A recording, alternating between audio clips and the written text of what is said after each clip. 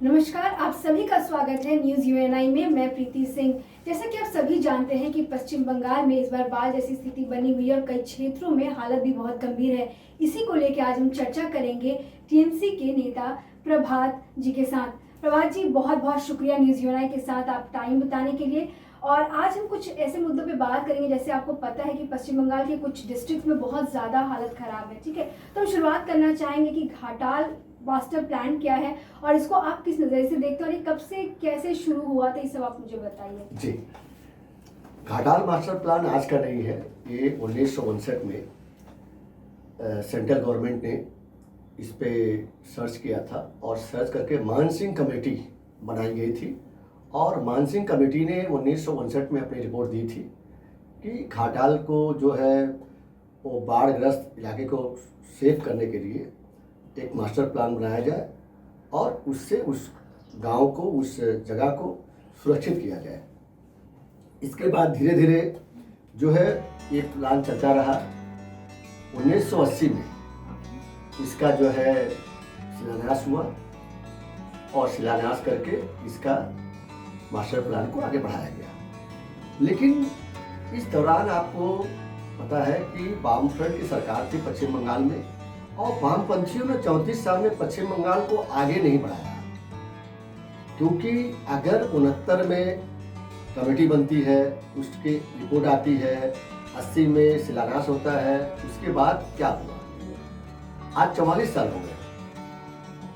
लेकिन धीरे धीरे जो है इसमें कुछ बदलाव आया और पहले कहा गया था कि केंद्र सरकार जो है वो 60% देगी और राज्य सरकार 40% देगी और इसके आधार पे 1020 करोड़ रुपया का एक मास्टर प्लान बना था कि इसमें इतना खर्चा आएगा। लेकिन मैंने कहा कि वामपंथियों ने 34 साल में पश्चिम बंगाल को पिछाड़ दिया था, तो कुछ भी नहीं हुआ। लेकिन जैसे ही हमारी सरकार, माटी मानुष की सरकार, ममता बनर्जी दीदी के नेतृत्व में जब हम 2011 में आए तो ममता दीदी ने पूरे पश्चिम बंगाल के विकास की बात की। उसमें एक घाटाल मास्टर प्लान भी है जो कि मिदनापुर जिला में है और घाटाल लोकसभा से संबंधित है। तो दीदी ने जो है अपनी एक एक्टिविटी बढ़ाई और उस समय हम लोग जो है केंद्र के सरकार के साथ भी अलायंस था हमारा। UPA government, doctor Manmohan Singh ji प्रधानमंत्री थे उस समय, तो उनसे बात करके दीदी ने इस प्लान को आगे बढ़ाया। लेकिन फंड जो होता है और सोच जो होती है ये बहुत बड़ा चीज़ होता है। लेकिन 2014 में ही मनमोहन जी की सरकार चली गई और सरकार चले जाने के बाद में माननीय मोदी जी आए और 2014 में उन्होंने इसके बारे में कहा कि नहीं, ऐसा है कि इस प्लान को हम लोग 60-40 नहीं करेंगे, हम 50-50 करेंगे। ममता दीदी ने फिर भी विरोध नहीं किया, क्योंकि विकास करना ममता दीदी का, हमारी पार्टी का हमेशा उद्देश्य रहा है। ममता दीदी ने कहा ठीक है, चलिए 50% आप दीजिए, 50% राज्य सरकार देगा और इस मास्टर प्लान को आगे बढ़ाया गया। ममता दीदी की सोच बहुत बढ़िया थी, लेकिन पहले वामपंथियों ने इसको झुलाया था और 2014 से 2024 तक हमारे केंद्र सरकार, मोदी सरकार ने इसको झुला दिया।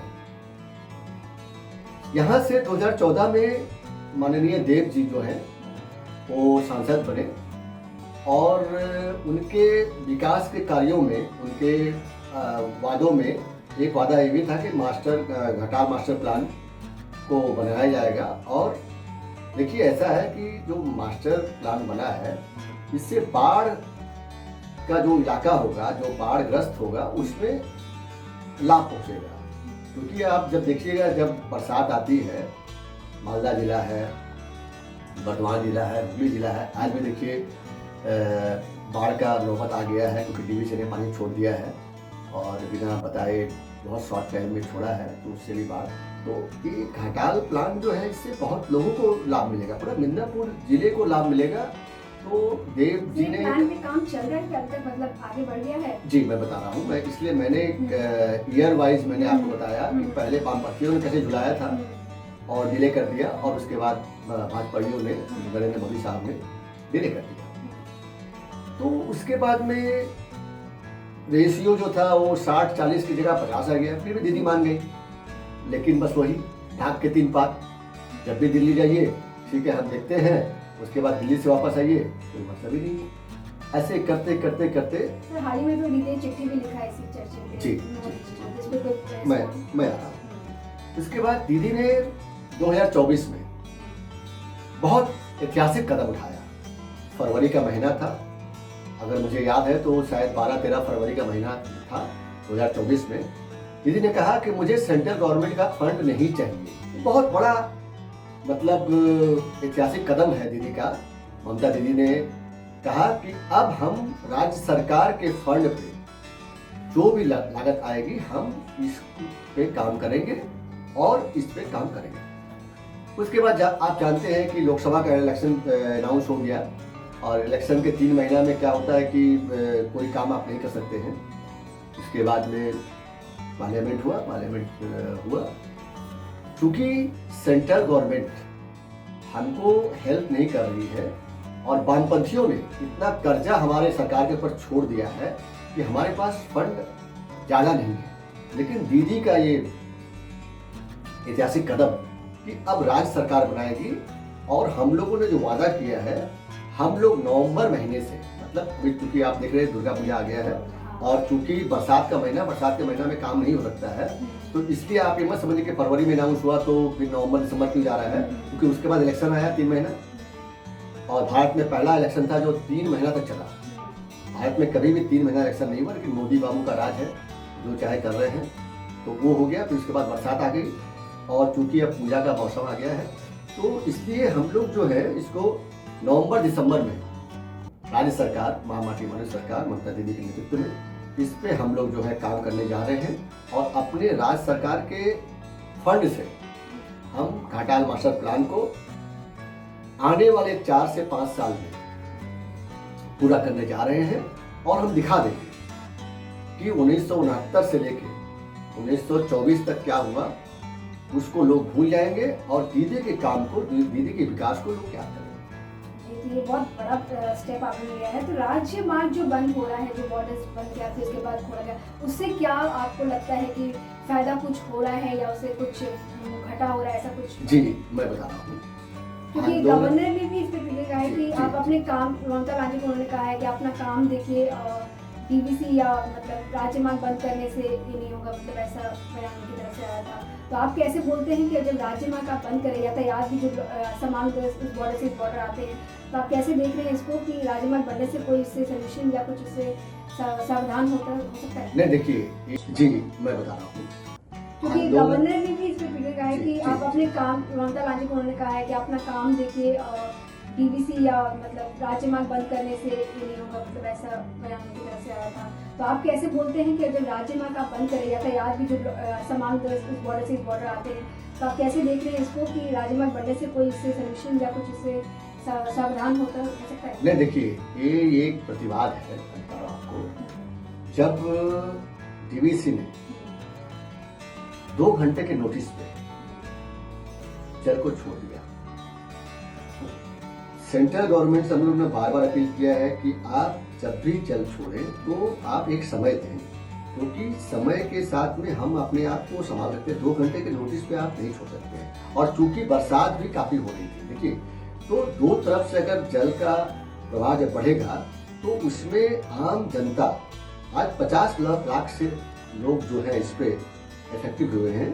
आपका वर्धमान जिला, मिदनापुर जिला, हुगली जिला, हावड़ा जिला, ये सारे जो जिले हैं, डीवीसी के पानी छोड़ने से 2 घंटा के नोटिस पे पानी नहीं छोड़ा जाता है। लेकिन इन्होंने ये गलत काम किया है, तो दीदी ने प्रतिवाद किया है। दीदी परमानेंट जो है राष्ट्रीय राजमार्ग नहीं बंद करना चाहती है। दीदी ने हमेशा विकास की बात की है, दीदी ने हमेशा आम जनता की बात की है।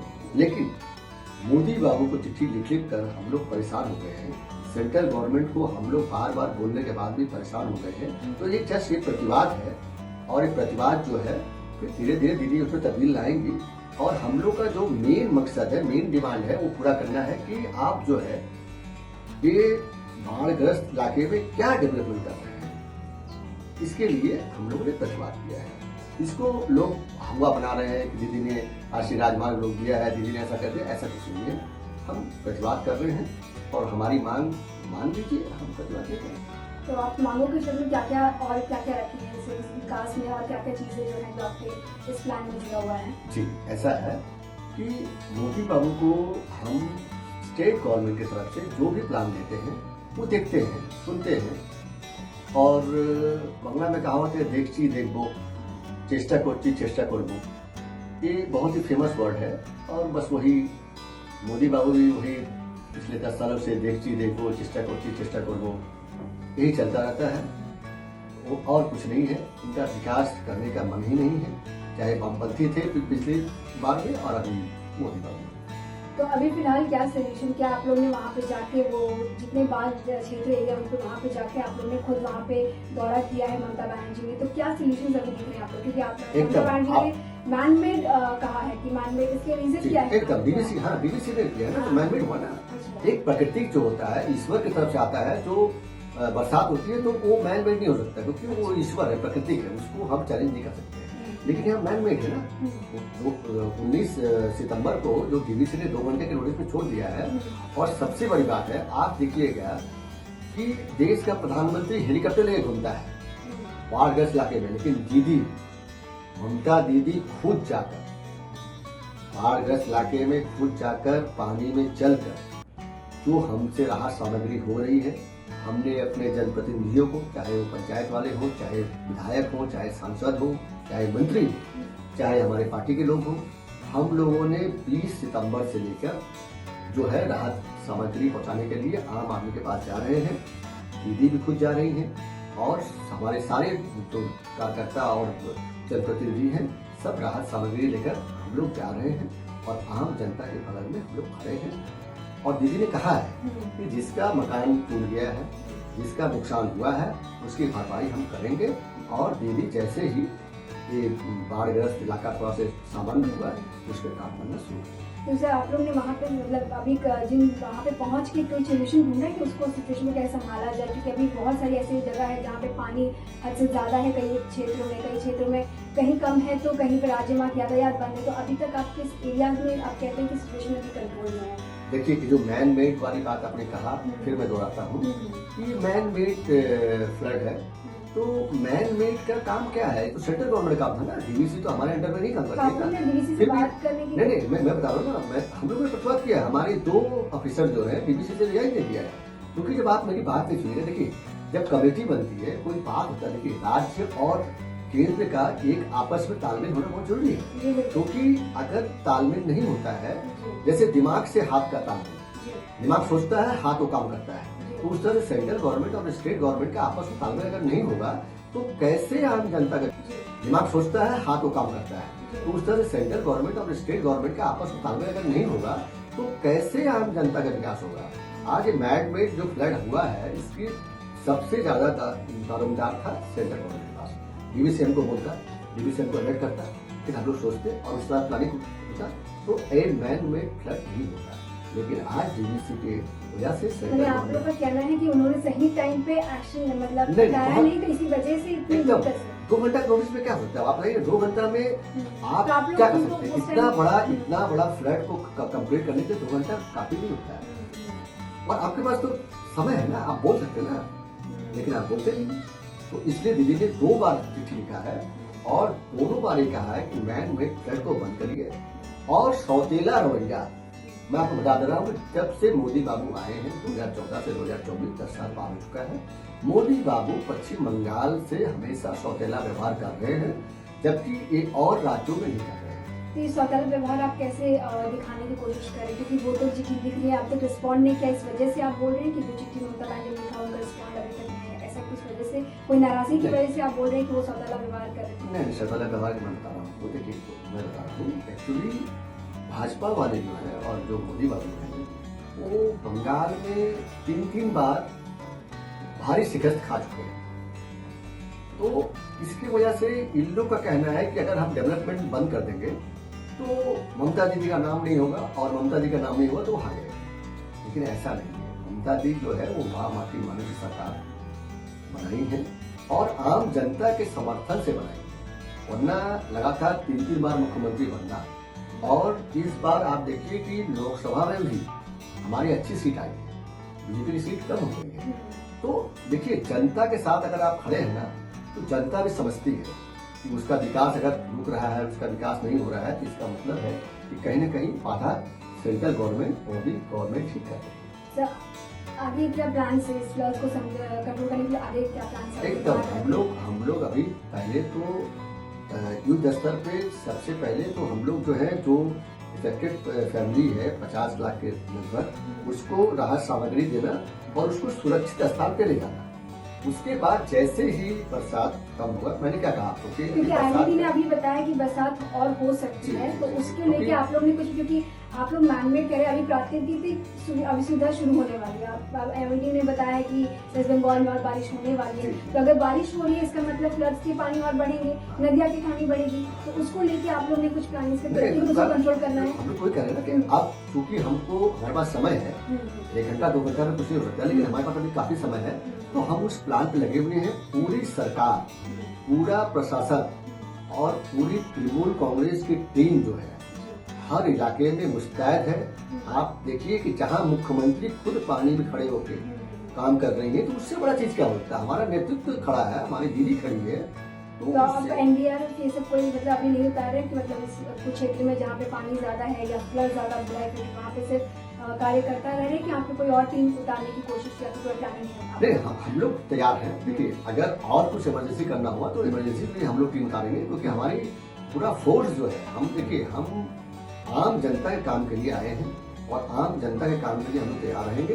और मैंने कहा ना कि मोदी बाबू हेलीकॉप्टर के घूमते हैं, लेकिन दीदी जो है ममता दीदी पूरे हिंदुस्तान में पहली मुख्यमंत्री है जो खुद जाकर पानी में खड़ा होकर राहत सामग्री प्रदान करवाती है। तो ऐसा मुख्यमंत्री नहीं मिल सकता आपको, ऐसा नेता नहीं मिल सकता है।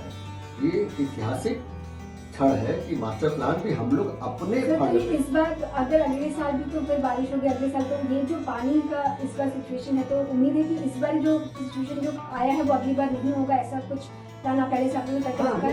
क्योंकि अगर अभी आपने कहा कि 2 घंटे पहले नोटिस आपको जारी किया गया तो ये सिचुएशन हो गई, तो मैं पूछना चाहती हूँ कि पहले से आप लोग अब इस साल प्लान है कि मतलब अगले साल ऐसा कोई सिचुएशन फिर ना रिपीट हो, इसलिए पहले से कोई एक्शन आप लोग के प्लान हैं? एकदम है। दीदी जो है दौरे पे है, दौरे से लौट कर वो फिर एक मीटिंग बुलाएंगे और मीटिंग बुलाकर जो भी हो सकेगा। तो डीवीसी के मेंबर्स को आपने बुला के कोई बातचीत ऐसे कुछ? डीवीसी देखिए, डीवीसी तो अपना रवैया जो है वो अच्छा नहीं है। वो 2 घंटा के नोटिस पे इतना बड़ा फ्लड आप मैनमेड बनाए हैं, तो ये डीवीसी देखिए, नहीं कठपुतली है। देखिए डीवीसी कठपुतली है, सेंट्रल गवर्नमेंट है, बीजेपी गवर्नमेंट है, मोदी बाबू है, और ये सब एक चक्रांत आप कह सकते हैं कि दीदी को बदनाम करने का चक्रांत है। लेकिन दीदी इससे डरने वाले नहीं है। दीदी को जितना आप बदनाम कीजिएगा, दीदी उतना और उभर के सामने आएंगी, क्योंकि ये हिंदुस्तान में पहली बार होने जा रहा है कि इतना बड़ा मास्टर प्लान जो है राज्य सरकार अपने फंड से करने जा रहा है। ये बहुत बड़ी बात है। आपने तो उनको चक्रांत करके फंसाने की कोशिश की, लेकिन दीदी ने अनाउंस करके कि मैं अपने फंड पे बनाऊंगी। तो हम लोग हमेशा आम जनता के लिए काम करते हैं और करते हैं। नमस्कार, आप सभी का स्वागत है न्यूज़ यूएनआई में। मैं प्रीति सिंह। तो जैसे हम हर बार की तरह बातचीत करते हैं, तो इस बार फिर हम बीजेपी ऋषि चौधरी के साथ बातचीत करेंगे पश्चिम बंगाल के हालात को लेकर, जिसमें आप सबको पता है कि बाढ़ जैसी स्थिति कई क्षेत्र में बनी हुई है, और उसी को लेकर हम बात करेंगे ऋषि चौधरी से। ऋषि चौधरी जी, सबसे पहले बहुत स्वागत है आपका न्यूज़ यूएनआई में, और बहुत बहुत खुशी हो रही है कि आप लोगों ने अपना समय निकाल के हमें दिया। पहले तो आपके दर्शकों के लिए मेरा हार्दिक अभिनंदन है और बहुत बहुत धन्यवाद, आपने मुझे बुलाया। जैसा आपने कह दिया है कि जिस तरीके से बाढ़ की परिस्थिति बनी है पश्चिम बंगाल पे, उस पे बीजेपी का पर्सपेक्टिव है क्या? पहले तो मैं आपको बता देना चाहता हूँ कि किसी भी बाढ़ की परिस्थिति से निपटने के लिए कॉन्क्रीट एक्शन प्लान होना चाहिए एक स्टेट गवर्नमेंट का। सर, तो पहले इससे पहले मुझे आप ये बताइए कि घाटाल प्रोजेक्ट मास्टर प्लान के बारे में आपने सुना ही होगा, तो उसको आप किस नजर से देखते हैं? पहले आप मुझे उसके बारे में बताइए। देखिए, ये एक प्रोजेक्ट है। 1959 में एक कमेटी आई थी, मंगल सिंह कमेटी। उन्होंने अपना रिकमेंडेशन दिया था कि low line areas of West Bengal, ये पहले हुगली डिस्ट्रिक्ट का एक पार्ट था घाटाल। उसके बाद जब इसको 1879 में ब्रिटिशर्स ने इनको अलग किया, हुगली से फिर इसको मेदिनीपुर में मिलाया। तो ये क्या होता है, ये ट्राई जंक्शन है मैडम। वहां पर 3 नदियां जो है एक साथ मिलती हैं, और ये सारी नदियां का जो फ्लो है, दामोदर जो आती है झारखंड से, उसके बाद इधर हुगली जो कटती है गंगा से, फरक्का से, ये हो गई, रूपनारायण हो गई, ये सारे का ट्राई जंक्शन है ये घटाले। तो ये लो लाइन एरिया है, इसका जो अपर फिट है जो 5 मीटर है सी लेवल से। तो यहाँ पर इतने सालों से गवर्नमेंट जो है काम करने की कोशिश कर रही है, रिकमेंडेशन कमेटी, फिर बंगाल में सत्ता परिवर्तन भी रहा, वामपंथियों ने भी 1980 के दौरान कुछ एक स्टेप लिया कि इस पे कंक्रीट कुछ किया जाए, लेकिन कुछ कंक्रीट नहीं कर पाए। और आज भी ये जो ममता बनर्जी की सरकार जो पिछले 15 सालों से विगत 3 बार चुन करके आई है, इन्होंने भी, और घटाल के जो एमपी हैं, जो सिनेमा जगत के हीरो हैं, देव के नाम से जाने जाते हैं, दीपक अधिकारी जी, उन्होंने भी केवल जनता से वादा किया और जनता से वादा करके वोट लिया, घटाल के लिए कोई काम नहीं किया। आज जितना भी वहां कनाल है, जो कनाल में वाटर डाइवर्सन का काम होता है, क्योंकि आपको वाटर के प्रेशर को रिड्यूस करना है पर क्यूसेक मीटर के हिसाब से, तो उस कनाल के ऊपर भी काम नहीं करा सके, क्योंकि आप 100 दिन का काम करा रहे हो, बंगाल में जॉब कार्ड दे रहे हो ना, तो आप उसी जॉब कार्ड से यूटिलाइजेशन कर सकते थे ना भाई। 100 दिन का काम लोगों को बांट करके, कनाल की सफाई करा करके, या और भी जो कनेक्टिंग कनाल है जो ठीक ठाक वर्किंग कंडीशन में हो जाती, तो आज ये बंगाल में जिस तरीके से बाढ़ आया है घटाल के क्षेत्र में, हम नहीं देखते। तो ये घटाल मास्टर प्लान, अगर आपको लगता है कि सही समय पे प्रोजेक्ट काम हो जाता, तो ये बाढ़ जो स्थिति बनी हुई है, नदिया की पानी बढ़ रही है, जो हुगली डिस्ट्रिक्ट से लेके पश्चिम मेदिनीपुर, ये सब जगह पे जो बहुत बुरा स्थिति है, स्थिति जो बनी हुई है, वो नहीं होता इस प्रोजेक्ट। बिल्कुल बिल्कुल, एक सिंपल सी बात है, एक विल पावर होनी चाहिए। आज आप जनता के बीच में जाके वोट तो ले रहे हो, आप उनसे वोट लेने के बाद डिलीवरी कहाँ दे रहे हो, आपकी अकाउंटेबिलिटी कहाँ है। आप एक एमपी हो, आपने जनता से वोट लिया, लेकिन पिछले कई दशकों से आप देखिए घटाल का ये लो लाइन रीजन में हर समय बाढ़ आता है, और हर समय वहां के लोग जो है घनत्व आबादी में रहते हैं, उनको परेशानी होती है, लेकिन इस परेशानी का कोई इलाज नहीं है। क्यों? क्योंकि दीदी को बांटना है लक्की भंडार, दीदी को देना है 1000 रुपए नहीं, बिल्कुल है। अगर आपके राज्य का बजट नहीं है, आज 1000 करोड़ का उसमें रिक्वायरमेंट है घटाल मास्टर प्लान को एग्जीक्यूट करने के लिए, जो सरकार 180 मिलियन डॉलर का अपना राजस्व रखती है, उसके लिए 1000 करोड़ है वो बड़ी चीज नहीं है। लेकिन आपको लोक लुभावने जो अवसर हैं उन पे चलना है, वोट को बाई करना है, लोगों को 1000 रुपया बांटना है, लेकिन 1000 करोड़ आवंटित करके घटाल मास्टर प्लान को एग्जीक्यूट नहीं करना है। तो उनका लगातार एक बयान जो आ रहा है कि डीवीसी ने 2 घंटे पहले पानी छोड़ा, उसके 2 दिन पहले छोड़ते तो वो प्लान कुछ कर सकते, एक्शन कर सकते थे, वो भी जब बारिश के मौसम में ये अगर ऐसे पानी छोड़ देंगे तो जाहिर सी बात है ब्लड वेसल सिस्टम में कंट्रोल करना इतना आसान होगा नहीं। तो सेंट्रल की तरफ से उनका ब्लेम हमेशा गया है, तो इस पर क्या चर्चा करेंगे आप? देखिए, किसी भी राज्य सरकार पहले तो ये समझना चाहिए डीवीसी है, दामोदर वैली कॉर्पोरेशन जो है उसका एक एग्जीक्यूशन प्लान है। इस प्लान के तहत, इस मास्टर सीट के तहत कई ऐसे बराज, कई ऐसे डैम, कई ऐसे हाइड्रो इलेक्ट्रिक प्रोजेक्ट, कई ऐसे कोल माइन, कई ऐसे थर्मल प्रोजेक्ट इसके अंदर आते हैं। तो ऋषि से मुझे एक चीज बताइए कि मैं, जैसे आपने बोला कि सेंट्रल की तरफ से सुकान मजूमदार जायजा ले ही रहे हैं, वो नोटिफाई कर रहे हैं चीजों को, तो इस फंड में, इस फ्लड इफेक्टेड एरिया में सेंट्रल की तरफ से क्या चीजें लौटी हैं, क्या चीजें आई हैं जिससे बोला जा सकता है कि नहीं सेंट्रल ने हेल्प किया है? देखिए, जिस तरीके से मैं पहले आपको एक चीज क्लियर कर देना चाहता हूँ, सुकांतो मजूमदार जी जो है वो भारत सरकार के एक अंग हैं, वो मंत्री हैं, तो उनका आना मतलब रिप्रेजेंटेशन ऑफ भारत सरकार का होना। दूसरी चीज क्या है कि अगर एक स्टेट लेवल का मंत्री आता है आपके यहाँ पर, तो भारत सरकार का एक तंत्र आपके पास पहुंच गया। अगर ये कोई कहता है कि भारत की सरकार जो संज्ञान नहीं ले रही है, तो फिर सुकांतो मजूमदार जी का जाना वहाँ उचित नहीं होता। फिर तो संज्ञान ले रही है, इसका मतलब ही तो गए हैं। दूसरी बात क्या है कि यथाशीघ्र उस परिस्थिति से कई हजार लोगों को निकालने के लिए, क्योंकि ये लोग हैं, लाइफ है। जब हमारे कश्मीर में भी फ्लड आता है, अलगाववादी अपने घर में डूबते हैं, तो हम वैसे लोग हैं कि भारतीय सेना और भारत की सरकार वहां पहुंचती है और अलगाववादियों का जान बचाती है। तो ये तो भारतीय लोग हैं जो घटाल के लो लाइन एरियाज में बाढ़ से इफेक्टेड हो गए। तो भारत की सरकार इस पे संज्ञान ले रही है। ऑब्वियसली एक सीसीएस कमेटी बैठी हुई है जो डिसीजन प्लान कर रही है, प्लस फिनांस मिनिस्ट्री जो है वो उसको नोटिफिकेशन ऑलरेडी चला गया होगा कि कितने फंड एलोकेट करने हैं, इसकी समीक्षा होगी। बिना समीक्षा किए आप किसी को फंड तो ऐसे अलॉट नहीं करोगे। बंगाल में वैसे ही फंड एलोकेशंस को लेकर के सेंट्रल गवर्नमेंट का बहुत सारा एप्रीहेंशंस है कि बहुत सारे पैसे जो अलॉट हुए हैं उसका हिसाब राज्य सरकार ने नहीं दिया। तो हो सकता है कि यदा कदा कुछ देरी हो, लेकिन मुझे जहां तक पता है 440 करोड़ के आसपास रिलीफ फंड जो है वो हो सकता है शायद रिलीफ किया जाए, करना हो। ये मैं नोटिफाई अभी नहीं कर सकता हूँ, ये पुख्ता रिपोर्ट नहीं है। कुछ हमारे मित्र हैं जहां से सोर्स है कि ये हो सकता है, लेकिन फिर भी मैं वहीं घुमा करके बात करता हूँ कि आप सोचिए क्यों हम एक डिजास्टर मैनेजमेंट के लिए अगर हमें किसी से सीखना है तो हम उड़ीसा से सीख सकते हैं। जब सुपर साइक्लोन जैसी चीज जब उड़ीसा में आई, कई हजार लोग मर गए, वो उड़ीसा को छिन्न भिन्न करके रख दिया। उड़ीसा ने डिजास्टर मैनेजमेंट के लिए क्या नहीं किया। आज कोई भी चक्रवात आता है उड़ीसा उससे प्रभावित नहीं होता है। जान माल लोगों की सुरक्षा उड़ीसा कर पाता है। क्यों? उड़ीसा में नवीन पटनायक जी थे, उनकी सरकार थी, उनका एक डेडिकेशन था कि ह्यूमन लाइफ को इंपॉर्टेंस देना है। बंगाल में ये डेडिकेशन नहीं है कि इंपॉर्टेंस ह्यूमन लाइफ को देना है। बंगाल में माननीय मुख्यमंत्री का इंपॉर्टेंस क्या है कि वोट बैंक को इंपॉर्टेंस है, कि वोट हमारा बना रहे, और चाहे लाइफ रहे या ना रहे, इसका मैं इसका एग्जांपल दे देता हूँ।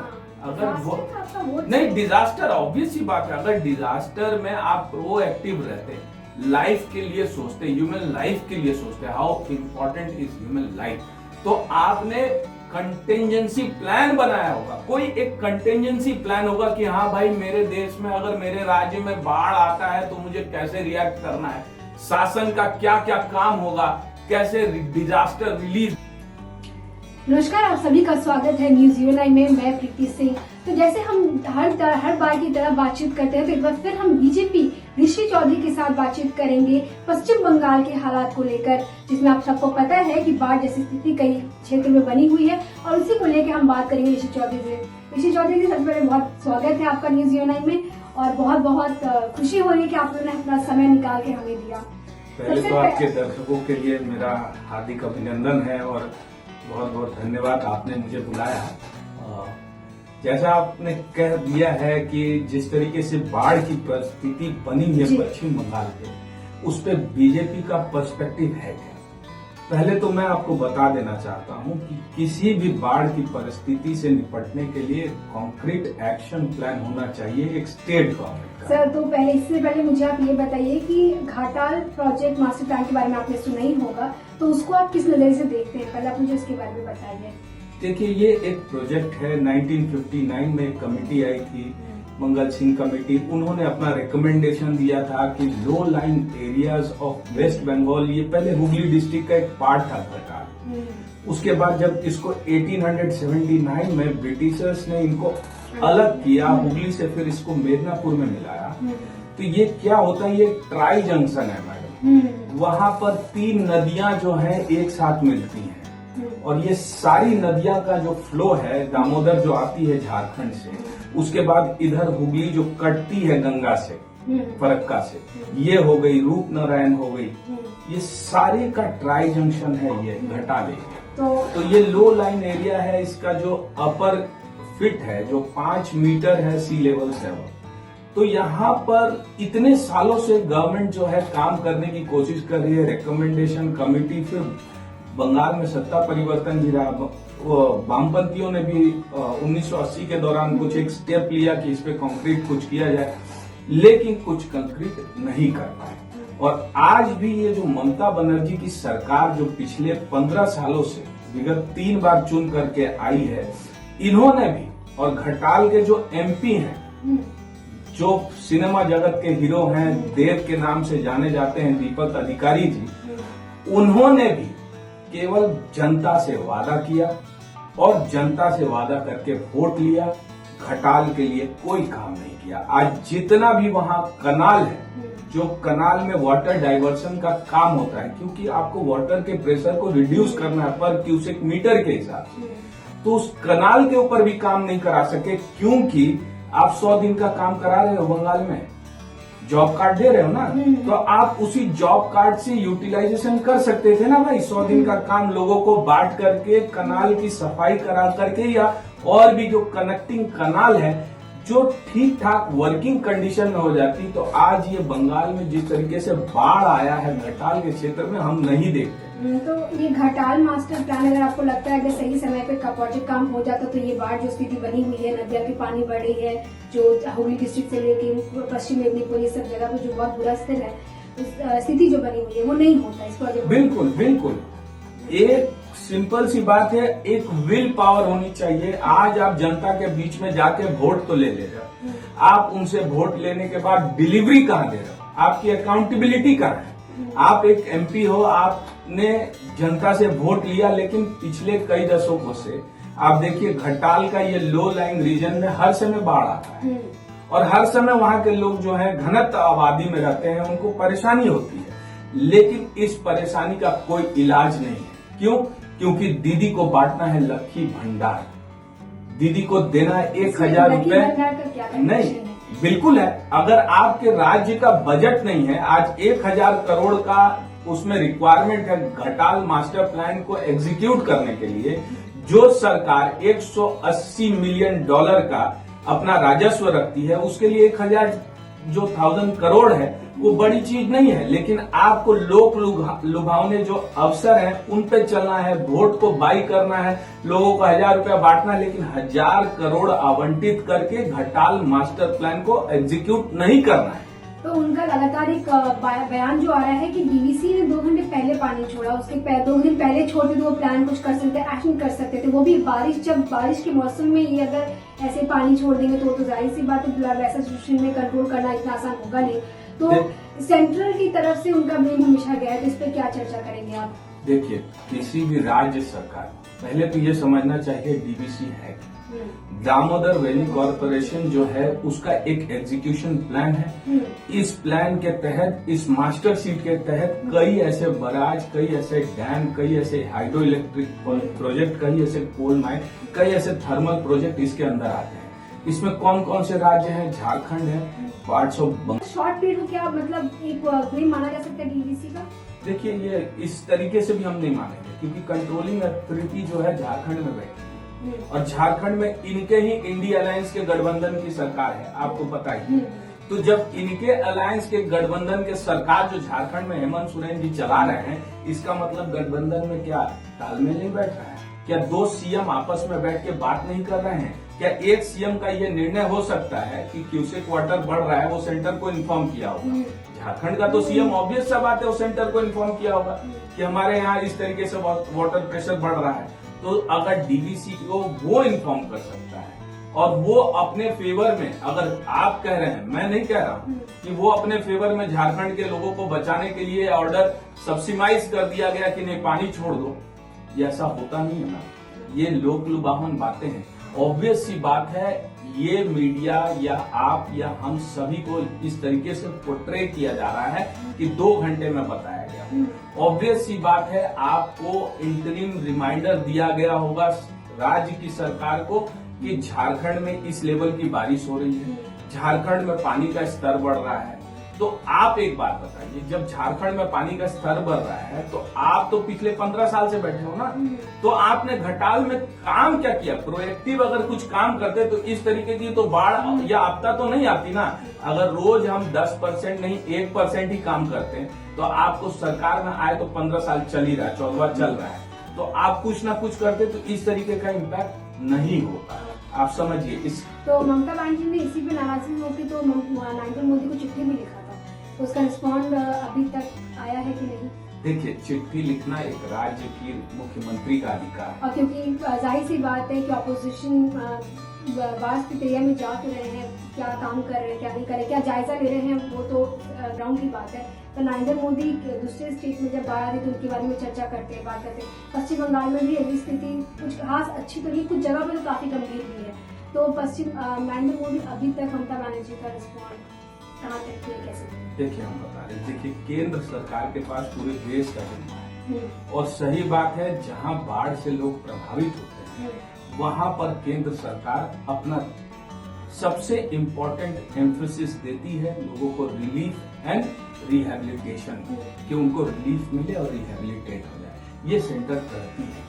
आपको पता होगा, अम्फान आया था, उससे पहले भी और 2 चक्रवात आए, तो जो रिलीफ फंड सेंटर के तरफ से होता है उन्होंने किया, समय रहते किया। इस बार ये देखा जा रहा है कि ये मैन मेड है, ये मैन मेड है। यहाँ पे फेलियर ऑफ स्टेट गवर्नमेंट है। आप ये कहिएगा कि झारखंड ही रिस्पॉन्सिबल है या डीवीसी रिस्पॉन्सिबल है, नहीं। आप भी उसमें कोई एक तरफा बात नहीं, बिल्कुल आपने कुछ नहीं किया, एक तरफा नहीं है ये, बिल्कुल नहीं। हाँ, अगर आप चाहते तो उस चीज को, घटाल मास्टर प्लान के लिए तो आपके दीपक अधिकारी लोकसभा में चिल्ला चिल्ला करके पर्चा फाड़ रहे थे, हमने तो नहीं फाड़ा। आपके दीपक अधिकारी अभी हैं कहाँ, जो 2009 से पर्चा फाड़ रहे हैं, आज वो हैं कहाँ?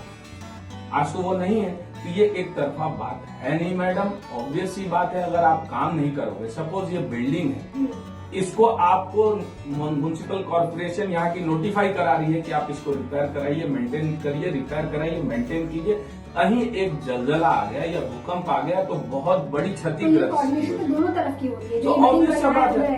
तो ये कोऑर्डिनेशन तालमेल क्यों नहीं बैठ रहे स्टेट और सेंट्रल के बीच? देखिए, मुझे ये बताइए, अगर मैं नरेंद्र मोदी से कोई शिकायत हो, कोई बात भी कह रही हूँ कि नरेंद्र मोदी जी ने स्टेट में ये स्थिति, ऐसा कुछ बात है, डीसी ने 2 घंटे पर, मैं कुछ भी एक शिकायत, तो मैं मान सकती हूँ जो पूरा देश का भार है, वो 1 घंटे में रिस्पॉन्ड नहीं कर सकते, 1 दिन में रिस्पॉन्ड तो कर सकते हैं। देखिए, हम बता रहे हैं आपको, देखिए disaster management, law and order, ये सारी स्टेट सब्जेक्ट, इसमें सेंटर आपको जता शीघ्र उतनी जल्दी हेल्प कर सकता है, लेकिन आपका प्रिपेयर्डनेस कहाँ है? आप कितने प्रिपेयर्ड हो? आपने सरकारी तंत्र का राजनीतिकरण कर दिया है, यह आपको भी पता है। बंगाल में सरकारी तंत्र का राजनीतिकरण हो गया है, और इस सरकारी तंत्र का राजनीतिकरण होने के कारण क्या हो रहा है, बहुत सारी कम्युनिकेशन जो सेंट्रल गवर्नमेंट को एज अ फेडरल स्ट्रक्चर में पहुंचनी चाहिए थी, वो ना पहुंच करके एक पॉलिटिकल तंत्र की तरह उसे यूज किया जा रहा है। हाल ही में आपने देखा आर्टिकल, या ऐसे बहुत सारे घटना जो बंगाल में घट रही हैं, वहां पर ब्यूरोक्रेसी जो है वो फुल्ली करप्ट है। मैं बंगाल की ब्यूरोक्रेसी को बोलता हूं, मैं बंगाल के पुलिस प्रशासन को बोलता हूं। आपने ये सेट एग्जाम्पल कर दिया है, तो आप ये सोच रहे हैं कि बंगाल में जिस तरीके से करप्शन और पॉलिटिसाइजेशन हो गया है हर चीज का, नरेंद्र मोदी अपने तरफ से क्या कर सकते हैं? आज बताइए, ये अम्फान की, मैं एक एग्जाम्पल दे रहा हूँ, ये अम्फान की सेंट्रल की तरफ से उनका बिल बिछा गया है, तो इस पर क्या चर्चा करेंगे आप? देखिए, किसी भी राज्य सरकार, पहले तो ये समझना चाहिए डीवीसी है क्या। दामोदर वैली कॉर्पोरेशन जो है उसका एक एग्जीक्यूशन प्लान है। इस प्लान के तहत, इस मास्टर शीट के तहत कई ऐसे बराज, कई ऐसे डैम, कई ऐसे हाइड्रो इलेक्ट्रिक प्रोजेक्ट, कई ऐसे कोल माइन, कई ऐसे थर्मल प्रोजेक्ट इसके अंदर आते हैं। इसमें कौन कौन से राज्य हैं? झारखंड है, पार्ट्स ऑफ बंगाल है। आज बताइए, बिना किसी राज्य सरकार को बताए हुए दामोदर वैली कॉर्पोरेशन जो सेंट्रल नियंत्रित करता है, लेकिन इसके बोर्ड मेंबर्स भी तो राज्य के होते हैं ना, तो बिना राज्य को बताए हुए क्या इतना बड़ा स्टेप या इतना बड़ा भूल करेगी डीवीसी? नहीं। लेकिन अगर किया भी है तो ऑब्वियस सी बात है, प्रिंसिपल सेक्रेटरी को बाय इंफॉर्मेशन पहले पहुंचा होगा प्रायर, कि भाई इतना वाटर लेवल जो प्रेशर बिल्डअप हो रहा है झारखंड में, उससे झारखंड में ही नहीं, वो भी तो हमारे सिटीजन है, सिटीजन ऑफ इंडिया, उनको भी तो बचाने के लिए आपको ड्रेनेज सिस्टम ठीक करना होगा। अगर झारखंड अपना ड्रेनेज सिस्टम ठीक कर सकता है, तो बंगाल अपना ड्रेनेज सिस्टम क्यों नहीं ठीक कर रहा है? क्यों नहीं वो कनेक्टिंग कनाल्स के ऊपर काम कर पा रहा है? क्यों काम ही नहीं हो रहा है? क्यों जॉब कार्ड आप जाली बना रहे हो? फर्जी जॉब कार्ड 1 करोड़ से ऊपर कैंसिल हुआ बंगाल में पिछले वर्ष, आपको मालूम होगा। इसका मतलब जॉब कार्ड में धांधली, इसका मतलब जॉब आवंटन में धांधली, वर्क देने में धांधली। सर डीवीसी से वर्क करने को मतलब यहाँ पे बात उनका सवाल ये है कि जो इतने कम समय में पानी छोड़ा गया, तो वो अगर पहले कुछ दिनों पहले बोलते तो उस प्रोजेक्ट में वहाँ पे काम होता, पहले से कोई टीम वहाँ पे पहुँच जाती, या फिर जो वहाँ पे लो लाइन एरिया में जो लोग हैं उनको हटा के रखा जाता। ये बात तो आपको ही पता है, तो वो शॉर्ट पीरियड को क्या मतलब एक ब्लेम माना जा सकता है डीवीसी का? देखिए, ये इस तरीके से भी हम नहीं मानेंगे, क्योंकि कंट्रोलिंग अथॉरिटी जो है झारखंड में बैठी है और झारखंड में इनके ही इंडिया अलायंस के गठबंधन की सरकार है, आपको पता ही है। तो जब इनके अलायंस के गठबंधन के सरकार जो झारखंड में हेमंत सोरेन जी चला रहे हैं, इसका मतलब गठबंधन में क्या तालमेल नहीं बैठ रहा है? क्या 2 सीएम आपस में बैठ के बात नहीं कर रहे हैं? क्या एक सीएम का ये निर्णय हो सकता है कि क्यूसेक वाटर बढ़ रहा है, वो सेंटर को इन्फॉर्म किया होगा? झारखंड का तो सीएम ऑब्वियस सा बात है, वो सेंटर को इन्फॉर्म किया होगा कि हमारे यहाँ इस तरीके से वाटर प्रेशर बढ़ रहा है। तो अगर डीवीसी को वो इन्फॉर्म कर सकता है और वो अपने फेवर में, अगर आप कह रहे हैं, मैं नहीं कह रहा हूं कि वो अपने फेवर में झारखंड के लोगों को बचाने के लिए ऑर्डर सब्सिमाइज कर दिया गया कि नहीं पानी छोड़ दो, ये ऐसा होता नहीं है ना। ये लोक लुभावन बातें हैं। ऑब्वियस सी बात है, ये मीडिया या आप या हम सभी को इस तरीके से पोर्ट्रे किया जा रहा है कि 2 घंटे में बताया गया। ऑब्वियस सी बात है, आपको इंटरिम रिमाइंडर दिया गया होगा राज्य की सरकार को कि झारखंड में इस लेवल की बारिश हो रही है, झारखंड में पानी का स्तर बढ़ रहा है। तो आप एक बात बताइए, जब झारखंड में पानी का स्तर बढ़ रहा है तो आप तो पिछले 15 साल से बैठे हो ना, तो आपने घटाल में काम क्या किया? प्रोएक्टिव अगर कुछ काम करते तो इस तरीके की तो बाढ़ या आपदा तो नहीं आती ना। अगर रोज हम 10% नहीं 1% ही काम करते हैं तो आपको सरकार में आए तो 15 साल चल ही रहा है, 14वां चल रहा है, तो आप कुछ ना कुछ करते तो इस तरीके का इम्पैक्ट नहीं होता। आप समझिए इस तो ममता बनर्जी ने इसी पे नाराजगी होगी तो नरेंद्र मोदी को चिट्ठी भी लिखा था, तो उसका रिस्पॉन्ड अभी तक आया है कि नहीं? देखिए, चिट्ठी लिखना एक राज्य की मुख्यमंत्री का अधिकार है, और क्योंकि जाहिर सी बात है कि ऑपोजिशन बाहर स्थित एरिया में जा तो रहे हैं, क्या काम कर रहे हैं क्या नहीं कर रहे, क्या जायजा ले रहे हैं, वो तो ग्राउंड की बात है। तो नरेंद्र मोदी दूसरे स्टेट में जब बाढ़ आ रही तो उनके बारे में चर्चा करते हैं, बात करते हैं। पश्चिम बंगाल में भी ऐसी स्थिति कुछ खास अच्छी तो नहीं, कुछ जगह पर तो काफी गंभीर भी है। तो नरेंद्र मोदी अभी तक ममता बनर्जी का रिस्पॉन्स कहाँ तक किया, कैसे? देखिए, हम बता रहे, देखिए केंद्र सरकार के पास पूरे देश का जिम्मा है और सही बात है, जहाँ बाढ़ से लोग प्रभावित होते हैं वहां पर केंद्र सरकार अपना सबसे इम्पोर्टेंट एम्फेसिस देती है लोगों को रिलीफ एंड रिहेबिलिटेशन, कि उनको रिलीफ मिले और रिहेबिलिटेट हो जाए, ये सेंटर करती है। आपको पता होगा अम्फान आया था, उससे पहले भी और 2 चक्रवात आए, तो जो रिलीफ फंड सेंटर के तरफ से होता है उन्होंने किया, समय रहते किया। इस बार ये देखा जा रहा है कि ये मैन मेड है, ये मैन मेड है, यहाँ पे फेलियर ऑफ स्टेट गवर्नमेंट है। आप ये कहिएगा कि झारखंड ही रिस्पॉन्सिबल है या डीवीसी रिस्पॉन्सिबल है, नहीं। आप भी उसमें कोई एक तरफा बात नहीं, बिल्कुल आपने कुछ नहीं किया, एक तरफा नहीं है, ये बिल्कुल नहीं। हाँ, अगर आप चाहते तो उस चीज को घटाल मास्टर प्लान के लिए तो आपके दीपक अधिकारी लोकसभा में चिल्ला चिल्ला करके पर्चा फाड़ रहे थे, हमने तो नहीं फाड़ा। आपके दीपक अधिकारी अभी हैं कहाँ जो 2009 से पर्चा फाड़ रहे हैं? आज वो हैं कहाँ? आज तो वो नहीं है।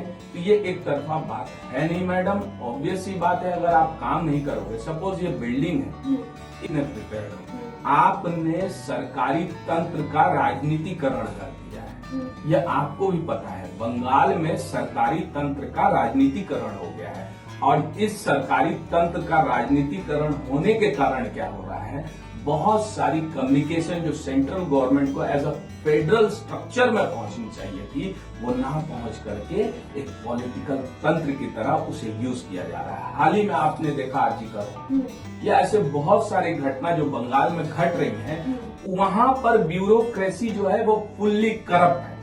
मैं बंगाल की ब्यूरोक्रेसी को बोलता हूं, मैं बंगाल के पुलिस प्रशासन को बोलता हूं। आपने ये सेट एग्जाम्पल कर दिया है, तो आप ये सोच रहे हैं कि बंगाल में जिस तरीके से करप्शन और पॉलिटिसाइजेशन हो गया है हर चीज का, नरेंद्र मोदी अपने तरफ से क्या कर सकते हैं आज बताइए। ये अम्फान की मैं एक एग्जाम्पल दे रहा हूँ। ये अम्फान की समीक्षा लेने के लिए प्रधानमंत्री खुद आए हुए थे, लेकिन क्या ममता बनर्जी समय पे पहुंची? क्या राज्य सचिव अलपन बंदोपाध्याय वहां से क्यों उठ के गए थे? क्या ये सीरियसनेस दिखाता है? नहीं, ये अम्फान की बात, ये पास्ट की बात, मैं पास्ट से ही लोग मैडम पास्ट से ही पास्ट में हुआ, पास्ट में इलेक्शन कोई ये जीते वो अलग बात है। मैं आपसे पूछ रही हूँ कि अगर यही कोई और राज्य अगर नरेंद्र मोदी को चिट्ठी लिखता कि हमारे कुछ डिस्ट्रिक्ट में इतनी बुरी हालत, और आप जानते हैं कि पलवल, मेदिनीपुर, घाटाल, आप कुछ डिस्ट्रिक्ट हुगली डिस्ट्रिक्ट को आप देखिए, हावड़ा में कितनी बुरी तरह से पानी में डूबे हुए। तो मैं अगर नरेंद्र मोदी ना से सेंट्रल से क्या किसी तरह से हेल्प अभी तक आया है पश्चिम बंगाल में, ये मुझे आप जवाब दीजिए। सुकांत मजूमदार जा रहे हैं डिस्ट्रिक्ट में, बातें कर रहे हैं लोगों से, इंटरेक्शन कर रहे हैं, वहाँ पे लोगों से जायजा ले रहे हैं, समझ सकती हूँ मैं। लेकिन मैं कह रही हूँ कि जब नरेंद्र मोदी अदर स्टेट्स को इतना इम्पोर्टेंस देते तो पश्चिम बंगाल को इतनी देती क्यों? छोटा सा बात, ये मैं स्ट्रेट कट आपको बोल देता हूँ। आपने प्रेसिडेंट सेट कर दिया है। अच्छा, आपने क्या प्रेसिडेंट सेट किया है कि भाई हम राज्य में कोई भी आपदा आए, सेंटर से कोई भी एफर्ट आए, हम उस एफर्ट को अपने जूते की नोक पे रखते हैं। ये प्रेसिडेंट आपने सेट किया है कि एक प्राइम मिनिस्टर जब अम्फान की समीक्षा लेने आए, वहां पर एक प्राइम मिनिस्टर जैसे चेयर का अपमान एक मामूली राज्य के प्रिंसिपल सेक्रेटरी के द्वारा किया गया। अब आप बताइए, सुकांतो मजूमदार जी जो हैं वो हमारे बीजेपी के राज्य स्तर के नेता हैं, प्लस अभी मंत्री भी हैं। अगर मंत्री खुद जायजा लेने पहुंच रहे हैं, इसका मतलब सेंटर अभी इंफॉर्मेशन गैदरिंग मोड में है, और इंफॉर्मेशन गैदरिंग मोड के बाद प्रोएक्टिवली हम जानते हैं कि देखिए Ghatal as it part of West Bengal, और वेस्ट बंगाल इस फेडरल स्ट्रक्चर का हिस्सा है, और डेफिनेटली हमारे प्रधानमंत्री ने कुछ सोचा है और बहुत जल्दी कुछ ना कुछ उसके ऊपर किया जाएगा। लेकिन आपको बताते चलूं, जिस प्रकार से हमारे मंत्री वहां पहुंच रहे हैं, समीक्षा ले रहे हैं, तो वो रिप्रेजेंट कर ही रहे हैं government of India. Sukanta Majumdar ji government of India को ही रिप्रेजेंट कर रहे हैं।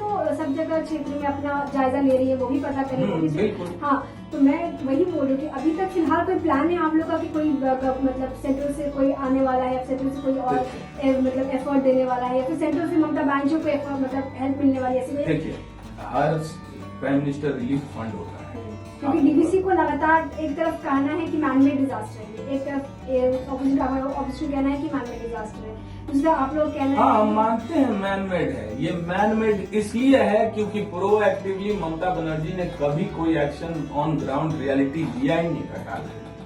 केवल नारा और वोट से नहीं चलता। ये देश में 1959 की कमेटी है मंगल सिंह की, उसका रिकमेंडेशन है घटाल, और अभी तक वेस्ट बंगाल में ये सिर्फ पेपर में पड़ा हुआ है। मैं आपको एक चीज दिखाना चाहता हूँ, आप साइट सर्च करोगे ना कि what is Ghatal master plan, और ये गवर्नमेंट ऑफ वेस्ट बंगाल की साइट है, तो आपको इसका मास्टर प्लान जो है, आप समझो मेरे बात को, मैं आपको बता दे रहा हूँ घटाल मास्टर प्लान क्या है।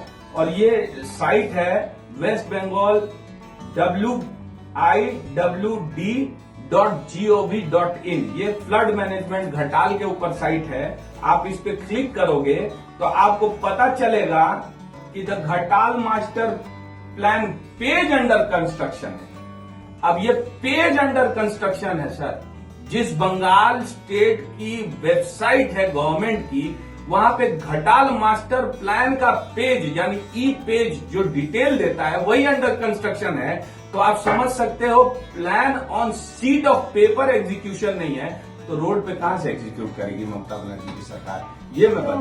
चलिए, ऋषि जी बहुत ज्यादा लग रहा है एग्रेसिव है इस मोमेंट पे, लेकिन नेशनल सेक्रेटरी बीजेपी के, इनसे बातचीत आगे भी बनी रहेगी। तो फिलहाल ऐसे ही खबरें और बातचीत के लिए बने रहिएगा न्यूज यूएनआई के साथ।